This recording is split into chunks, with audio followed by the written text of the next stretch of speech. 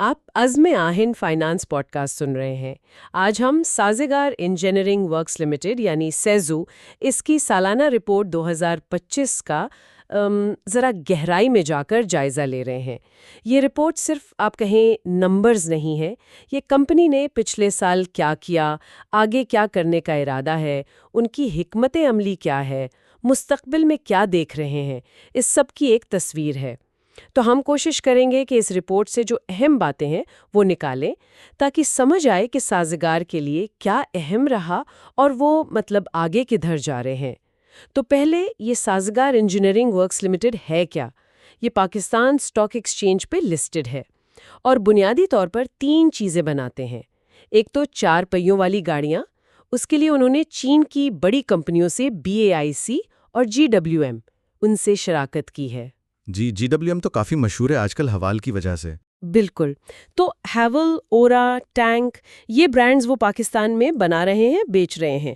دوسرا ان کا اپنا برانڈ ہے سازگار، اس نام سے وہ 3 پہیوں والی گاڑیاں بناتے ہیں۔ اور تیسرا شعبہ ہے آٹو پارٹس کا، خاص طور پہ ٹریکٹروں کے ویل رمز۔ تو آئیے دیکھتے ہیں کہ سال 2025 ان کے لیے کیسا رہا۔ مالیاتی کارکردگی سے شروع کرتے ہیں۔ رپورٹ کے مطابق تو یہ سال سازگار کے لیے بہت ہی آپ کہیں غیر معمولی رہا ہے۔ جی ہاں، اعداد و شمار تو یہی بتا رہے ہیں۔ کمپنی کی فروخت دیکھیں، پچھلے سال تھی تقریباً 57.6 ارب روپے۔ جی 57.64 ارب۔ اور اس سال بڑھ کر ہو گئی 108.69 ارب روپے۔ یہ تو کوئی 90% اضافہ بنتا ہے، زبردست۔ بہت بڑا اضافہ ہے یہ، اور صرف فروخت نہیں، منافع کا بھی یہی حال ہے۔ ہاں، وہی میں کہنے والی تھی، ٹیکس کے بعد منافع وہ 7.94 ارب سے بڑھ کر 16.34 ارب ہو گیا۔ یہ تو 100% سے بھی زیادہ، 106% اضافہ۔ بالکل۔ اور شیئر ہولڈرز کے لیے بھی اچھی خبر، شیئر کی قیمت میں 37% اضافہ۔ اور منافع کتنا دیا انہوں نے؟ کل 52 روپے فی شیئر۔ جی 520% بنتا ہے یہ۔ کمال ہے، یہ اعداد و شمار تو واقعی حیران کن ہے۔ بلا شبہ یہ بہت متاثر کن ہے۔ اچھا، اس کارکردگی کے پیچھے وجوہات کیا ہیں؟ رپورٹ کیا کہتی ہے؟ دیکھیں، ایک تو ملک کی مجموعی معاشی صورتحال میں تھوڑی بہتری آئی۔ وہ شرح مبادلہ مستحکم ہوا، مہنگائی کچھ کم ہوئی، IMF پروگرام سے تھوڑا اعتماد بحال ہوا۔ تو ماحول تھوڑا بہتر ہوا کاروبار کے لیے؟ جی بالکل، اس نے مدد کی۔ لیکن رپورٹ بہت واضح طور پر کہتی ہے کہ اس کامیابی میں جو سب سے بڑا جو اصل کردار ہے وہ حوال SUVs کی زبردست مانگ کا ہے۔ اچھا، تو حوال اتنی زیادہ بکی؟ بہت زیادہ، اور یہ صرف فروخت کے اعداد و شمار میں نہیں بلکہ کمپنی کے مجموعی منافع کے مارجن میں بھی نظر آتا ہے۔ وہ کتنا بڑا؟ وہ 27.14% سے بڑھ کر 29.11% ہو گیا۔ ٹھیک ہے۔ مطلب ہر روپے کی سیل پر وہ پہلے سے زیادہ کما رہے ہیں۔ یہ ضرور ہے کہ فائنانسنگ لاگت یعنی سود وغیرہ کے اخراجات وہ بڑے ہیں۔ وہ تو شرح سود زیادہ تھی تو متوقع تھا۔ بالکل متوقع تھا، لیکن منافع اتنا زیادہ بڑا کہ اس بڑھی ہوئی لاگت کا اثر کافی حد تک آپ کہیں زائل ہو گیا۔ اچھا۔ اور ایک اور اہم بات، کمپنی کی جو نیٹ ورتھ ہے یعنی اثاثے مائنس واجبات، وہ 10.10 ارب روپے سے بڑھ کر 23.71 ارب روپے ہو گئی ہے۔ واہ، یہ تو دگنے سے بھی زیادہ ہے، 134% اضافہ۔ جی ہاں، یہ کمپنی کی مالی بنیاد کی مضبوطی کو ظاہر کرتا ہے۔ یہ واقعی ایک بہت مضبوط مالی تصویر ہے۔ اچھا، اب ذرا اگر ہم شعبوں کے لحاظ سے دیکھیں، الگ الگ کیا صورتحال رہی؟ 4 پہیوں والی گاڑیوں کا تو آپ نے بتایا، وہ تو ظاہرہ بہت اچھا رہا ہوگا۔ جی، اس میں تو کوئی شک نہیں۔ اعداد و شمار کیا کہتے ہیں؟ 4 پہیوں والی گاڑیوں کی فروخت میں 93.21% کا اضافہ، زبردست۔ جی 3 پہیوں والی گاڑیاں بھی پیچھے نہیں رہیں، ان کی فروخت میں 70.04% اضافہ ہوا۔ یہ بھی بہت اچھا ہے۔ لیکن ایک شعبہ ہے جہاں کمی آئی، وہ ہے آٹو پارٹس یعنی ٹریکٹر رمز۔ اچھا، کتنی کمی؟ ان کی فروخت 33.69% کم ہوئی۔ اور ایک اور دلچسپ بات، گھریلو آلات، ہوم اپلائنسز، ان کی فروخت میں 258% کا اضافہ ہوا۔ 258%؟ جی، لیکن رپورٹ کہتی ہے کہ کمپنی نے یہ کاروبار بند کرنے کا فیصلہ کیا ہے۔ یہ تو عجیب بات ہے، اتنی زیادہ سیلز اور کاروبار بند؟ ہاں، یہ واقعی پہلی نظر میں عجیب لگتا ہے، لیکن اس کی وجوہات ہو سکتی ہیں۔ جیسے کہ؟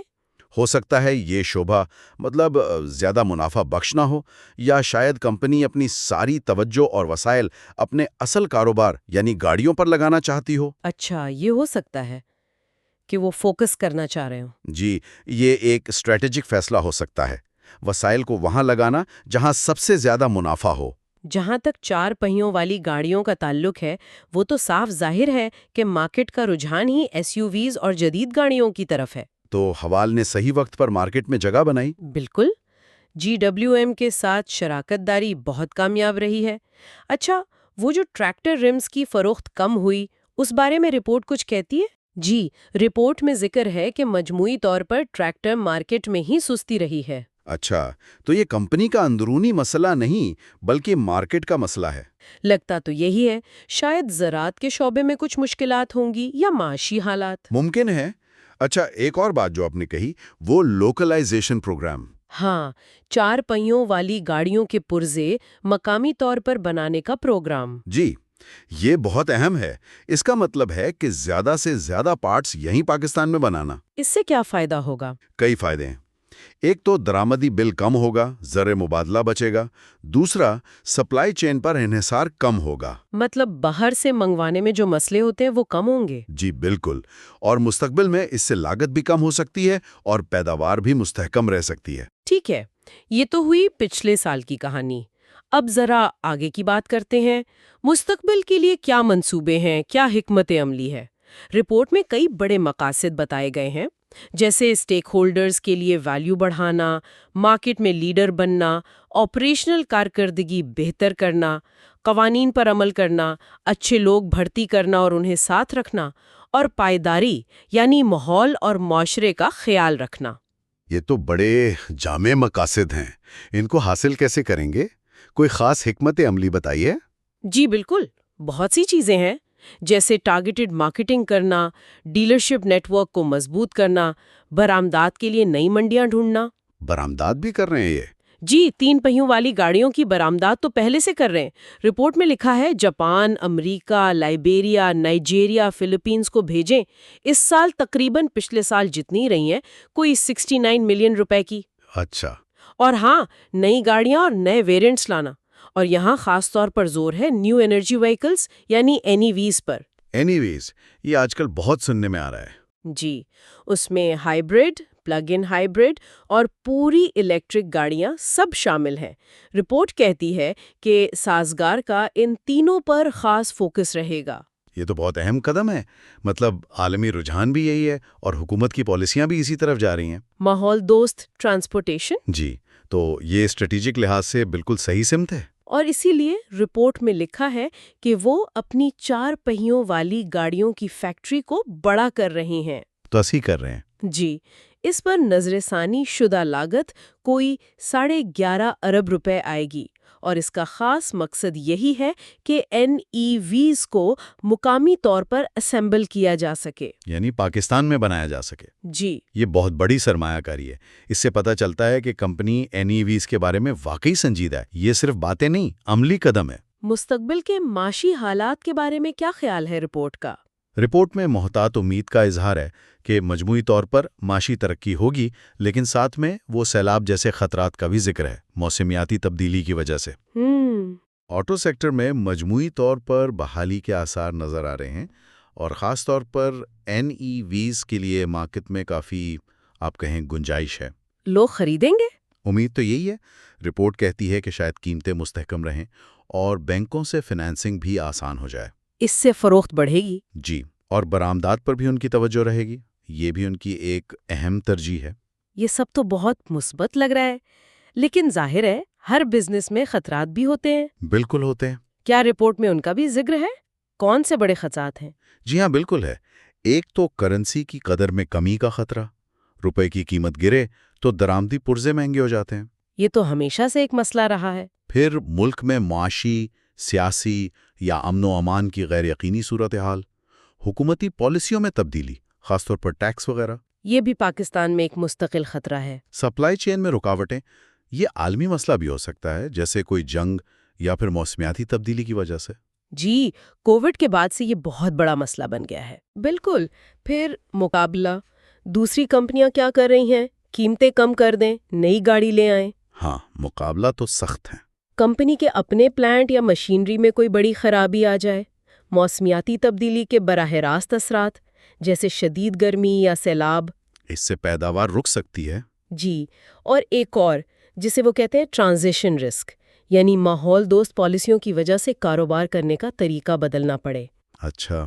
اور آخر میں آئی ٹی سسٹمز اور سائبر سیکیورٹی کے خطرات، ہیکنگ وغیرہ۔ یہ تو آج کل ہر ادارے کو خطرہ ہے۔ تو یہ تو ہو گئے خطرات، ان سے نمٹنے کے لیے کیا کر رہے ہیں؟ رپورٹ میں حکمت عملی بتائی گئی ہے، جیسے کرنسی کے اتار چڑھاؤ سے بچنے کے لیے ہیجنگ کرنا، یعنی مستقبل کے لیے ریٹ فکس کرنا۔ جی کچھ اس طرح کا، تاکہ نقصان سے بچا جا سکے، پالیسیوں پر نظر رکھنا اور تیار رہنا، سپلائی چین میں ایک سپلائر پر انحصار نہ کرنا، مختلف ذرائع رکھنا۔ یہ اچھی بات ہے۔ ٹیکنالوجی اور جدت میں سرمایہ کاری، خاص طور پر NEVs میں، یہ مقابلے میں مدد دے گی۔ صحیح۔ حریفوں پر نظر رکھنا، پلانٹ کی دیکھ بھال کرنا اور وہ ماحولیاتی اور IT خطرات۔ ماحولیاتی قوانین پر عمل کرنا، اس کے لیے وہ ISO سرٹیفیکیشنز بھی لے رہے ہیں، جیسے ISO 14001۔ یہ ماحول کے لیے ہوتا ہے؟ جی، ماحولیاتی مینجمنٹ سسٹم کے لیے، اور IT سیکیورٹی کے لیے بھی کافی اقدامات ہیں، فائر والز، MFA۔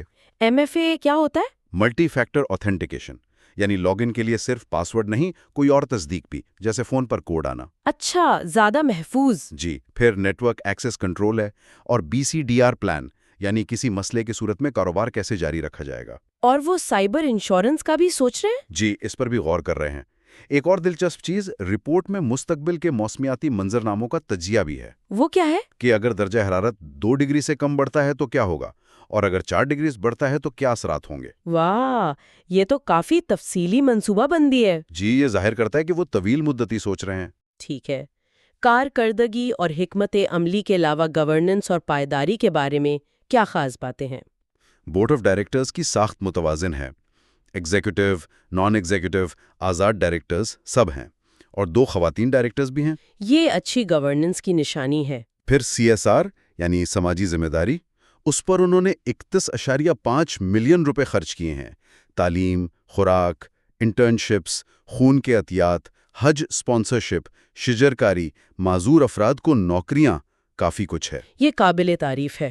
اور وہ ISO سرٹیفیکیشنز کا آپ نے ذکر کیا، 9001 کوالٹی کے لیے، 1401 ماحول کے لیے، اور 45001 صحت و حفاظت کے لیے۔ جی، یہ بین الاقوامی معیار ہیں۔ D&I یعنی تنوع، مساوات، شمولیت اور ہراسانی کے خلاف پالیسیاں بھی ہیں، اور IT گورننس کا بھی پورا نظام ہے، بورڈ کی نگرانی، cyber security team, ERP system. تو اگر ہم ساری بات کو سمیٹیں، خلاصہ کیا نکلتا ہے؟ خلاصہ یہ ہے کہ سازگار نے مالی سال 2025 میں غیر معمولی کارکردگی دکھائی ہے۔ اس کی بڑی وجہ رہی 4 پہیوں والی گاڑیاں، خاص طور پہ ہیول۔ جی، معاشی دباؤ کے باوجود ان کا مالی انتظام مضبوط رہا۔ مستقبل کے لیے ان کی سمت بالکل واضح ہے، نیو انرجی وہیکلز۔